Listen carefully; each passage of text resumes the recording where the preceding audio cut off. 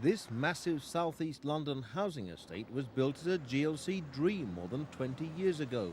It's turned into a nightmare for black residents who fear to step outside their homes after dark.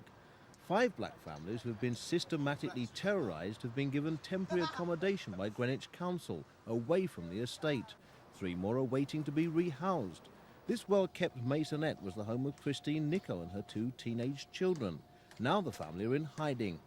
My 15-year-old son, is constantly being chased, with boys with weapon, basically, with whether it be crowbar, bottles or whatever. For the past 7 months, he has constantly been chased by these, so-called boys who call themselves the Goldfish Gang and whatever else. How do you know it's racist? Well, why are they chasing them constantly?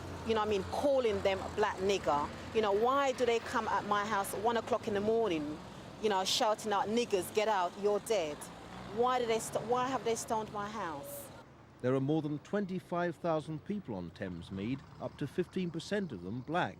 The police and Thames Mead Town, the housing company who run the estate, have drawn the greatest criticism for failing to stem the rising tide of racism. Greenwich Action Committee Against Racial Attacks, popularly known as GACARA, say there have been 55 racist incidents in Woolwich, mainly on Thames Mead, since the beginning of the year. The police say it's 40. Why is there this discrepancy between your figures and the figures of the police? Well, quite a lot of people actually over the months, report attacks to the police and have no response. So in the end, they don't report them to the police. Councillor Kantar Patel has been getting abusive phone calls, including death threats, for almost 2 years. BNP. We work for the BNP, the British Nationalist Party. We're going to blow your legs off. No need to listen to the answer phone. We're just going to blow your head off. Councillor Patel says she's given up reporting the phone calls to the police because of their lack of action. Our procedures have improved considerably. Last November we appointed an officer with a full-time responsibility for investigating these incidents. It gives him a caseload of about 120 a year, which is an extremely good proportion of his time in comparison with that of a detective who has to carry a far higher caseload.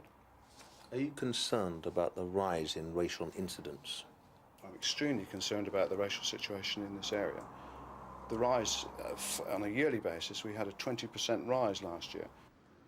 Police agree with those who argue the appearance on the scene of the British National Party who moved to Welling 2 years ago has increased racial tension. Community groups are demanding that Bexley Council withdraw planning permission for the premises. The authorities say they're monitoring the situation, but because no planning laws are being breached, there's nothing that can be done. Anonymous phone calls could, of course, be made literally by anybody, by definition. What would you say to people who make racist telephone calls? I say, long live the white race. We say, put the British people first. The multiracial society will never work out. It's at this pub racist thugs are said to gather, most of them members of organised gangs who terrorise Thames Mead. Management deny the pub as a haven for racists. They say their customers are both black and white. Thames Mead's Hawksmoor Youth Club, used by many black teenagers, was firebombed 3 weeks ago and hasn't opened since. Now Anne Brewster, the senior worker whose own son was stabbed, is in hiding with her family. She was too frightened to speak on camera. A teenager's recently been killed on the estate and 7 people have been arrested. Tonight, key members of community groups are meeting to thrash out an action plan. They want national help to beat racism in Greenwich. Mark Wadsworth, Thames News.